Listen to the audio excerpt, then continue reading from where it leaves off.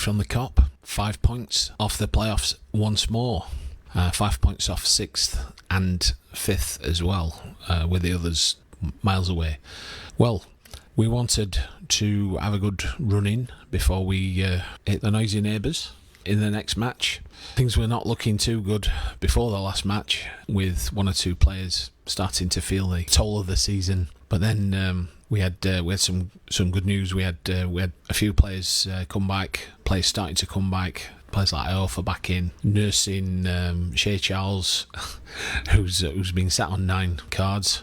And I think tonight in this match against Norwich, he looked like somebody who was treading a tightrope, really. And in that first half, first half against Norwich, they're just hitters and cut through us like a hot knife through butter, I suppose you could say. We had a couple of moments, but really when they were pushing forward, they just seemed to just walk through. Their first goal, I think you can blame the defence for not picking him up, but I think Beadle should have really done better with that one. And then the second one, they completely bamboozled with us with passing. We were just so impressed by it that we just stood there and watched it. There you go, 2-0 down, and it was looking pretty dire. You just thought, well, where's this going to come from? But I mean, obviously we've got Danny Rohl in charge, and he's waves his magic wand at half time and made a couple of changes. And interestingly enough, Charles, as I mentioned before, he seemed like he was walking a bit of a tightrope, so he went off and Smith came on. But Smith came on not at the expense of Patterson, who'd been up front. I mean, we'd more or less given the same side, except that Hatsusi'd been given a rest and Johnson brought back in. And yeah, I mean, quite often it works, but apparently Norwich are a team that do a lot of pressing and very, very quickly at home, and we saw that in that first half. We couldn't really cope with that, so we brought Smith on. Gives a little bit more presence, I suppose, up front. But we also brought Chalabar on and took Ingleson off, and I thought Ingleson did okay. Just shuffled it around a little bit and shuffled the pack a little bit in that sense. So Chalabar obviously got his foot in, and 10 minutes after he came on, he'd got a yellow card. Once again, we'd sort of picked up a few. We picked up 4 yellow cards tonight, but we were showing a little bit, and actually pretty much for most of the second half we were in charge. They had a little bit of a push at the back end, but by that point we got enough defenders on. Iofa came on. We did a bit of a light for light and took Gassama off and put Kabachi on, just to give a little bit more pace to get us out of the any kind of difficulties. Palmer came on for Bannon. Bannon were feeling it a little bit, but hopefully he's going to be okay. So yeah, I mean, this comeback, and we scored 3 goals in quite quick succession, 64, 72 and 76 I think it is. First one, quite bizarre really, and he's outside a crowded box and he nodded it towards goal.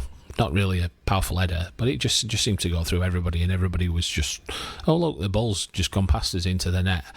It's a bit very strange. And just a little bit later, I mean, we again outside the box, ball were ping-ponging around a little bit. Windass just wellied it, and it didn't take a touch. It went straight through, and we're suddenly at 2-2.